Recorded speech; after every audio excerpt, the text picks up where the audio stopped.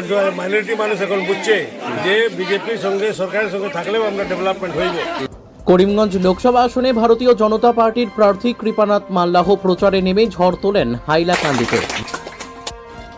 বৃহস্পতিবার রাজ্যেশ্বরপুর নালুবাগ এলাকায় আয়োজিত এক জনসভায় বক্তব্য রাখেন তিনি। এদিনের সভায় করিমগঞ্জ লোকসভা আসনের জনসাধারণের সামগ্রিক উন্নয়নে পদ্মফুল চিহ্নে ভোট দিয়ে উন্নয়নে অংশগ্রহণ করতে আহ্বান জানান।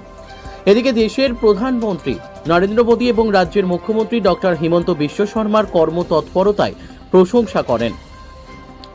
এদিকে হাইলাকান্দি জেলার 3 বিধায়কের সমালোচনা করেন। তাছাড়া করিমগঞ্জ লোকসভা আসনে এবার সংখ্যালঘু সম্প্রদায়ের জনসাধারণের মধ্যে ব্যাপক উৎসাহ উদ্দীপনা লক্ষণীয় বলেন তিনি। কেন্দ্র ও রাজ্য সরকারের উন্নয়নমূলক কাজের নিরিখে এবার সংখ্যালঘুরা ভারতীয় জনতা পার্টির দিকে ঝুঁকছেন বলে অভিমত তুলে ধরেন তিনি। এদিনের সভায় বক্তব্য রাখেন ভারতীয় জনতা পার্টির রাজ্যিক সদস্য রাজকুমার দাস। তিনি কেন্দ্র ও রাজ্য সরকারের বিভিন্ন উন্নয়নমূলক কাজের কথা তুলে ধরেন। এদিকে পূর্ব কিত্তারবন্দ রাজ্যেশ্বর জিপির প্রাক্তন সভাপতি মঈনুদ্দিন বড়ভূইয়া বলেন, ভারতীয় জনতা পার্টির উন্নয়নমূলক কাজে এবার সংখ্যালঘুরা উদ্বুদ্ধ হয়ে করিমগঞ্জ লোকসভা আসনে কৃপানাথ মাল্লাহকে সমর্থন করছেন বলেন। তাহা এক শুভ লক্ষণ বলে আখ্যায়িত করেন তিনি।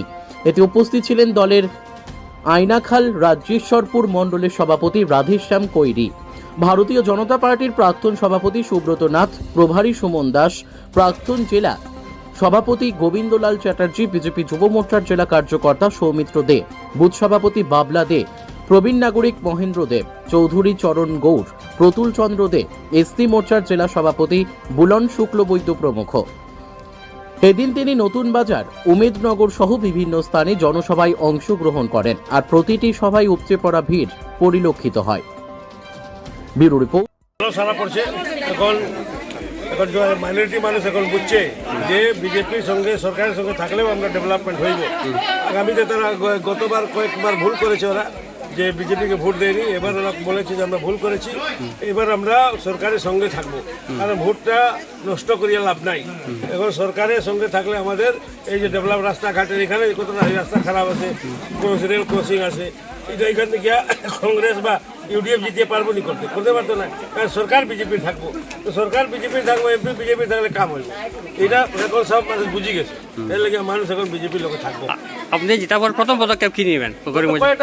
এখন এই সব গ্রামে এরকম প্রবলেম আছে, এখানে রেলের ক্রসিং এর প্রবলেম আছে, এই রাস্তাঘাটের কয়েকটা প্রবলেম আছে, এগুলো আমরা করিয়া যাই। ইন্ডাস্ট্রিয়াল হিসাবে এখানে মেডিকেল কলেজ হইব হাইলাকান্দিতে, একটা ইন্ডাস্ট্রি বানানোর লাগে আমরা মুখ্যমন্ত্রী ওদিন কইছিলাম, মুখ্যমন্ত্রী কইছেন যে একটা হাইলাকান্দি করিমগঞ্জ মিলে একটা ইন্ডাস্ট্রি বড় করতাম, যারা বেকার ছেলে মেয়েরা আছে বাইরে যেতে না লাগে, এখানে করুক। মেডিকেল কলেজ হয়ে গেলেও এখানে তো 100-200 টাকা ছেলে মেয়ে এনগেজ হয়ে যাবো। ঠিক আছে।